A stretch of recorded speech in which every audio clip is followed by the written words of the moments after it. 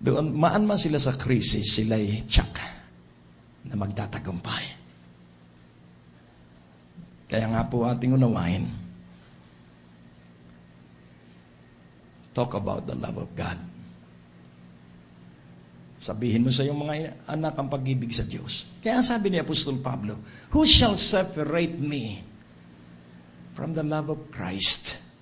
Nothing shall ever separate me.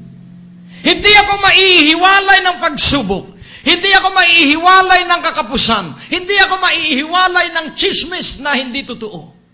Sa pag-ibig ng Diyos. Walang makapaghihiwalay sa atin sa pag-ibig ng Diyos. Major and focus on your love relationship with God. Please. Amen po ba? At matutupad ang Joshua 24:15. For me and my household. Ano ang sabi? We shall serve the Lord. Kaya nga po, salamat at ang buo kong pamilya ay naglilingkod sa Diyos. Salamat at natuto sila sa paulit-ulit kong sinabi, ibigin natin ang Diyos. Me and my wife, influence our children in the nurture of loving God. Hindi po namin ini-inculcate lang sa kanila ang pag-ibig sa Diyos. Hindi lamang po namin itinuturo sa pamamagitan ng bibig ang pag-ibig sa Diyos.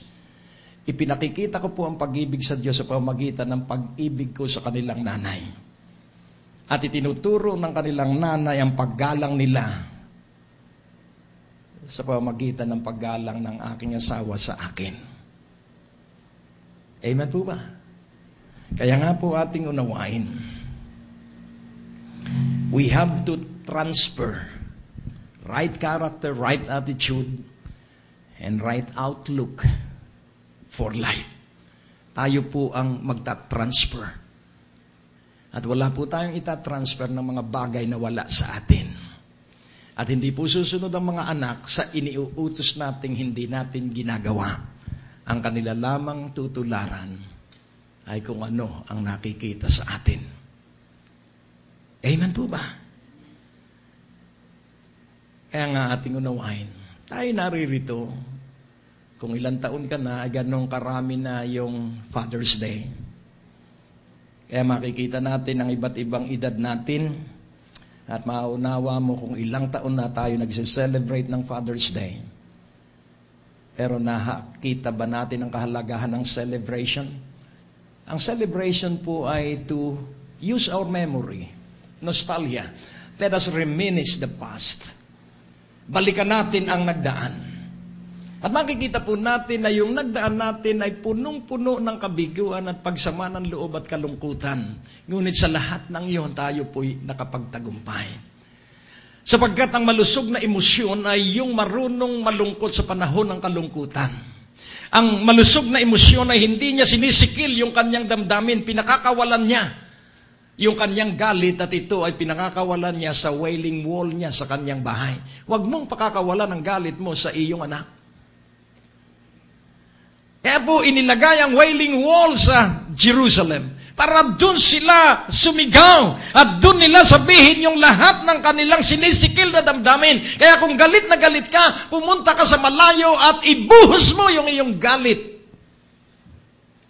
na hindi naririnig ng sino mang tao. At dahil mahirap kumuha ng lugar na walang tao, so magalit kang lihim. Without a word, pahayag mo yung iyong pent-up emotion. Kaya nga ang sabi ni David, examine me, O Lord. Try me, and if you find something that is not right in your eyes, lead me into your everlasting ways. Pansinin po natin, bigong ama si Aaron. Bigong ama ang saserdoting si Eli or si Eli. They dishonored God by not correcting the bad attitudes and character of their sons. Kawawa po. So, not to discipline your children is dishonorable in the sight of God. Lahat po ng anak namin nakatanggap ng palo ko. At lalo nila akong minahal sapagkat may kapaliwanagan. Mahirap po ang pumalo.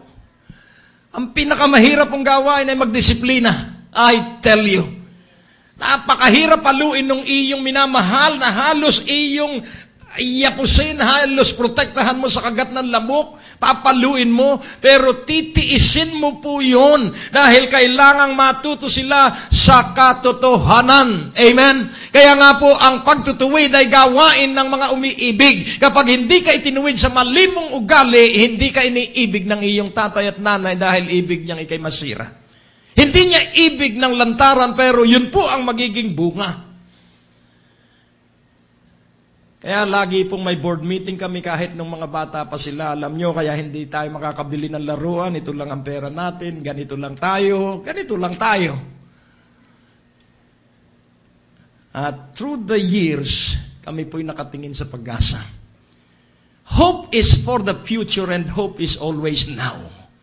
Faith is for the future and faith is always now. The help of God is available right now. Kung ano man ang kaguluhan mo, the help of God is available right now where you needed help most. Kaya nga po ating unawain, hindi tayo narito para sa kabiguan. Narito tayo because God want to promote you. God want to exalt you. God want to be identified with you that He is our Father and we are His Son and you are His daughter.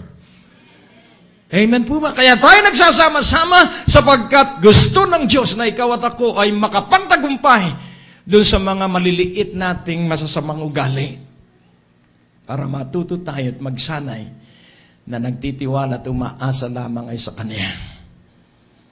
Hindi itinataboy ng Diyos ang lumalapit sa Kanya. Amen po ba? Hindi itinatakwil ng Diyos ang mga nabigo sa pagsunod sa Kanya. Kaya nga kung akin pong isusulat ang pinakamasama, sabi ni Apostol Pablo, the chiefest of sinners I. Ako ang pinakatampok sa mga makasalanan. Kaya pwede ko pong gayahin yon na sa pagpupulong natin ito, ako ang pinakamasama ang ugali kaysa inyo. Hello? Bakit po ikaw, pastor? Abay, kung ikukwento ko ang buhay ko sa inyo, sasabihin mo, tama ka nga, pastor. Pero hindi na kailangan. Dahil baka